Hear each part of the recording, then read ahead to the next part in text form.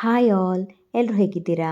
ನಾನಿವತ್ತು ನಿಮಗೆ ಮನೇಲಿ ಈಸಿಯಾಗಿ ಪಿಜ್ಜಾ ಪ್ಲೇಟ್ ಇಲ್ಲದೆ ಹೋದ್ರೂ ಓವನಲ್ಲಿ ಮತ್ತು ಕಡಾಯಿ ಎರಡರಲ್ಲೂ ತೋರಿಸ್ತೀನಿ ಹೇಗೆ ಮಾಡೋದಂತ. ತುಂಬ ಟೇಸ್ಟಾಗುತ್ತೆ, ಎಲ್ರಿಗೂ ಇಷ್ಟ ಆಗುತ್ತೆ.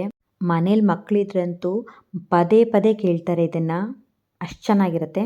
ಬನ್ನಿ ವಿಡಿಯೋ ಸ್ಟಾರ್ಟ್ ಮಾಡೋಣ.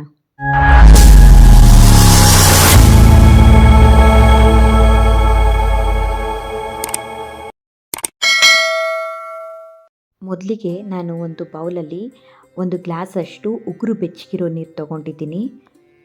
1.5 ಟೇಬಲ್ ಸ್ಪೂನಷ್ಟು ಡ್ರೈ ಈಸ್ಟ್ ತೊಗೊಂಡಿದ್ದೀನಿ. ನೋಡಿ, ಇದು ಡ್ರೈ ಈಸ್ಟು ಎಲ್ಲ ಪ್ರಾವಿಷನ್ ಸ್ಟೋರಲ್ಲೂ ನಿಮಗೆ ಸಿಗುತ್ತೆ. ಹಾಗೆ 1 ಸ್ಪೂನಷ್ಟು ನಾನು ಸಕ್ಕರೆ, 1 ಸ್ಪೂನಷ್ಟು ಗೋಧಿ ಹಿಟ್ಟು ಹಾಕಿದ್ದೀನಿ. ಈಸ್ಟಿಗೆ ಯಾವತ್ತೂ ಸಾಲ್ಟ್ ಆ್ಯಡ್ ಮಾಡಬಾರ್ದು. ಸಾಲ್ಟ್ ಆ್ಯಡ್ ಮಾಡಿದ್ರೆ ಈಸ್ಟ್ ಆ್ಯಕ್ಟಿವೇಟ್ ಆಗೋದಿಲ್ಲ. ನೋಡಿ, ಇದನ್ನು ಚೆನ್ನಾಗಿ ಮಿಕ್ಸ್ ಮಾಡಿ ನಾವು ಒಂದು 15 ಮಿನಿಟ್ಸ್ ಹಾಗೆ ರೆಸ್ಟ್ ಮಾಡೋಕ್ಕೆ ಇಟ್ಬಿಡಬೇಕು. ಒಂದು 15 ಮಿನಿಟ್ಸ್ ಆದಮೇಲೆ ತುಂಬ ಚೆನ್ನಾಗಿ ಈಸ್ಟ್ ಆ್ಯಕ್ಟಿವೇಟ್ ಆಗಿರುತ್ತೆ. ಈಸ್ಟ್ ಆ್ಯಕ್ಟಿವೇಟ್ ಆಗಲಿಲ್ಲ ಅಂದರೆ ಪಿಜ್ಜಾ ಬೇಸ್ ಚೆನ್ನಾಗಿ ಬರೋದೇ ಇಲ್ಲ. ಈಸ್ಟ್ ಚೆನ್ನಾಗಿ ಆ್ಯಕ್ಟಿವೇಟ್ ಆಗಬೇಕು. ನಾನಿಲ್ಲಿ 1/2 ಕಪ್ ನನಗೆ 2 ಕಪ್ಸಷ್ಟು ಗೋಧಿ ಹಿಟ್ಟು ಹಾಕ್ಕೊಳ್ತಾ ಇದ್ದೀನಿ.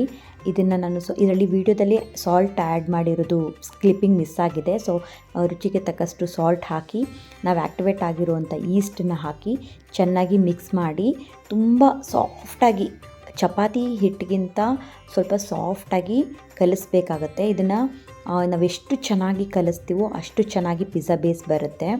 ಇದಕ್ಕೆ ಎಷ್ಟು ನೀರು ಬೇಕೋ ನೋಡಿ ನಾವು ಆ್ಯಡ್ ಮಾಡ್ಕೊಳ್ಬೇಕು.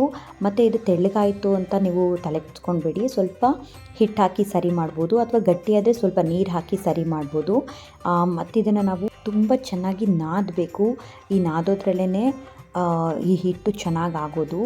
ಇದು ಎಷ್ಟು ಸಾಫ್ಟಾಗಿ ಹಾಕಬೇಕು ಅಂತಂದರೆ ಚಪಾತಿಗಿಂತ ಇನ್ನೊಂದು ಸ್ವಲ್ಪ ಸಾಫ್ಟಾಗಿ ಹಾಕಬೇಕು. ನೋಡಿ, ಈ ಥರ ಮುಟ್ಟಿದ್ರೆ ಈ ಥರ ಸಾಫ್ಟಾಗಿರಬೇಕು. ಇದನ್ನು ನಾವು ಒಂದು 20 ಮಿನಿಟ್ಸ್ ರೆಸ್ಟ್ ಮಾಡೋಕ್ಕೆ ಬಿಟ್ಬಿಡಬೇಕು. ಆಫ್ಟರ್ 20 ಮಿನಿಟ್ಸ್ ನಾವು ಇದನ್ನು ಸ್ಟ್ರೆಚ್ ಆ್ಯಂಡ್ ಫೋಲ್ಡ್ ಮೆಥಡಲ್ಲಿ ನಾವು ಇದನ್ನು ನಾದಬೇಕು. ಅಟ್ಲೀಸ್ಟ್ ನಾವು ಇದನ್ನು ಒಂದು 20 ಮಿನಿಟ್ಸ್ವರೆಗೂನಾದರೂ ಸ್ಟ್ರೆಚ್ ಆ್ಯಂಡ್ ಫೋಲ್ಡ್ ಮೆಥಡಲ್ಲಿ ನಾವು ನಾದಬೇಕು. ಸ್ವಲ್ಪ ಹಿಟ್ಟು ಕಮ್ಮಿ ತೊಗೊಂಡ್ರೆ ಕಮ್ಮಿ ಟೈಮ್ ಹಿಡಿಯುತ್ತೆ, ಸ್ವಲ್ಪ ಹಿಟ್ಟು ಜಾಸ್ತಿ ತೊಗೊಂಡ್ರೆ ಜಾಸ್ತಿ ಟೈಮ್ ಹಿಡಿಯುತ್ತೆ. ನೋಡಿಕೊಂಡು ನಾದಿ. ಅದು ನಾದ್ತಾ ಇರಬೇಕಾದ್ರೆ ನಿಮಗೆ ಗೊತ್ತಾಗುತ್ತೆ ಸ್ಟ್ರೆಚ್ ಎಷ್ಟು ಚೆನ್ನಾಗಿ ಆಗುತ್ತೆ ಅನ್ನೋದು. ಅದು ಫಸ್ಟ್ ಸ್ಟಾರ್ಟಿಂಗಲ್ಲಿ ಸರಿಯಾಗಿ ಸ್ಟ್ರೆಚ್ ಆಗೋಲ್ಲ, ಆಮೇಲೆ ತುಂಬ ಚೆನ್ನಾಗಿ ಸ್ಟ್ರೆಚ್ ಆಗಿ ತುಂಬ ಸಾಫ್ಟಾಗಿ ಆಗಿಬಿಡುತ್ತೆ.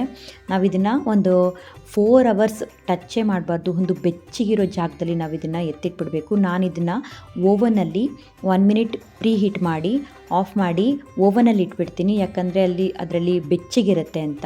ನಾನು 4 ಅವರ್ಸ್ ಆದಮೇಲೆ ಇದನ್ನು ನಿಮಗೆ ತೋರಿಸ್ತೀನಿ. ಅದರದ್ದು ಹಿಟ್ಟಿಂದು ಡಬಲ್ ಸೈಜ್ ಆಗಿರುತ್ತೆ. ಓವನ್ನಲ್ಲೇ ಇಡಬೇಕು ಅಂತ ಏನಿಲ್ಲ. ನೀವು ಬೇಕಾದರೆ ಒಂದು ಬಟ್ಟೆಯಲ್ಲಿ ಸುತ್ತಿ ಬೇಕಾದರೆ ಒಂದು ಬೆಚ್ಚಗಿರೋ ಜಾಗದಲ್ಲಿ ಒಂದು 4 ಅವರ್ಸ್ ಅಥವಾ 5 ಅವರ್ಸ್ ಇಟ್ಬಿಟ್ರೂ ಕೂಡ ಅದು ಚೆನ್ನಾಗಿ ಡಬಲ್ ಸೈಜ್ ಆಗುತ್ತೆ.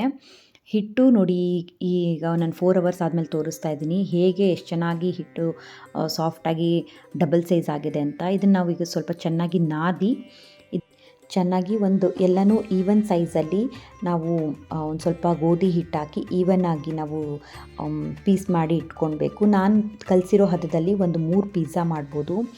ನೋಡಿ, ನಾನು ಒಂದು ಕಾರ್ನ್ ಪಿಜ್ಜಾ, ಒಂದು paneer pizza and paneer capsicum onion pizza ಮಾಡೋಣ ಅಂದ್ಕೊಂಡಿದ್ದೀನಿ.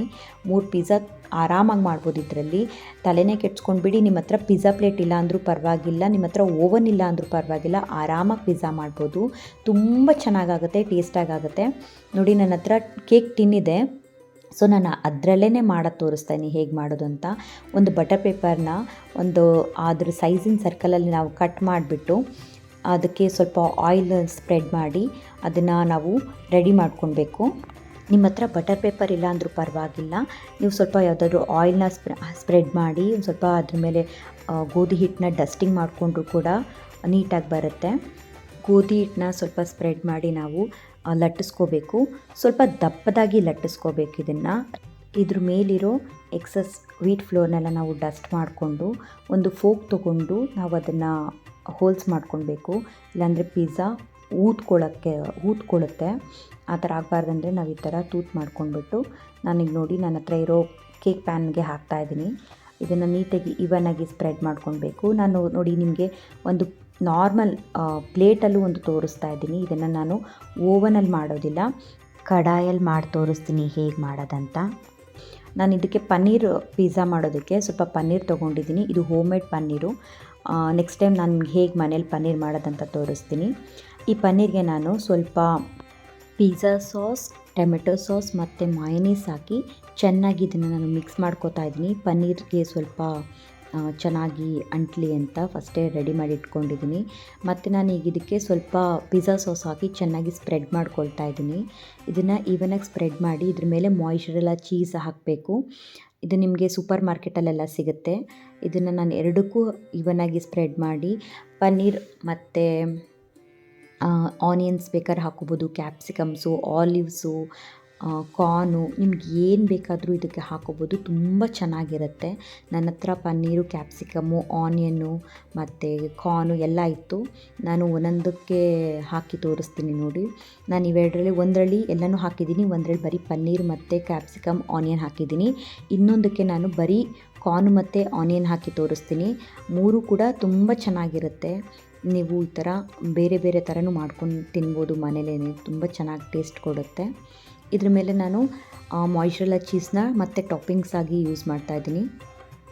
ಇದನ್ನು ನಾವು ಪ್ರೀ ಹೀಟ್ ಮಾಡಿರೋ ಅವನ್ನಲ್ಲಿ ಅಥವಾ ಪ್ರೀ ಹೀಟ್ ಮಾಡಿರೋ ಕಡಾಯಿ ನಾವು ಒಂದು 20 ಮಿನಿಟ್ಸ್ ಇದನ್ನು ಬೇಕ್ ಮಾಡಿದ್ರೂ ಆಗುತ್ತೆ. ಕೆಲವೊಂದು 25 ಮಿನಿಟ್ಸ್ ಹಿಡಿಯುತ್ತೆ.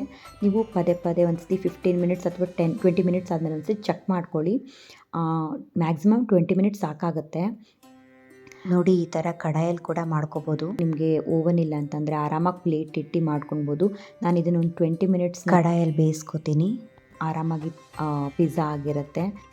ಇದ್ರ ಮೇಲೆ ಚಿಲ್ಲಿ ಫ್ಲೇಕ್ಸು, ಟೊಮೆಟೊ ಸಾಸು, ಆರಿಗ್ಯಾನೋ ಏನಿರುತ್ತೆ ನಿಮ್ಮ ಹತ್ರ ಇದ್ದರೆ ಹಾಕಿ ತುಂಬ ಚೆನ್ನಾಗಿ ಟೇಸ್ಟ್ ಕೊಡುತ್ತೆ. ನೋಡಿ, ನಾನು ಎಲ್ಲನೂ ನಿಮಗೆ ತೋರಿಸ್ತಾ ಇದ್ದೀನಿ. ಓವನಲ್ಲಿ ಮಾಡಿರೋದು ಮತ್ತು ಕಡಾಯಲ್ಲಿ ಮಾಡಿರೋನು ತೋರಿಸ್ತಾ ಇದ್ದೀನಿ. ಎಲ್ಲನೂ ಒಂದೇ ಥರನೇ ಬೆಂದಿದೆ, ತುಂಬ ಚೆನ್ನಾಗಿ ಆಗಿದೆ. ನಂಗೆ 20 ಮಿನಿಟ್ಸ್ ಹಿಡೀತು ಇದು. ನಾನು ತೊಗೊಂಡಿದ್ದಷ್ಟು ಗೋಧಿ ಹಿಟ್ಟಲ್ಲಿ 3 ಪಿಜ್ಜಾ ಮಾಡಿದ್ದೀನಿ. ನನ್ನ ಮಗನಿಗಂತೂ ತುಂಬ ಇಷ್ಟ ಆಯಿತು, ಅವನು ತುಂಬ ಇಷ್ಟಪಟ್ಟು ತಿಂದ. ನಾನು ಇದನ್ನು ಕಾರ್ನು ಮತ್ತು ಆನಿಯನ್ ಅಷ್ಟೇ ಹಾಕಿ ಮಾಡಿದ್ದಿದ್ದು. ಇದು ಕೂಡ ತುಂಬ ಚೆನ್ನಾಗಾಗಿತ್ತು. ನೀವು ಕೂಡ ಮನೇಲಿ ಟ್ರೈ ಮಾಡಿ ಹೇಗಿತ್ತು ಅಂತ ನನಗೆ ತಿಳಿಸಿ. ನೆಕ್ಸ್ಟ್ ವಿಡಿಯೋದಲ್ಲಿ ಸಿಗ್ತೀನಿ. ಬಾಯ್.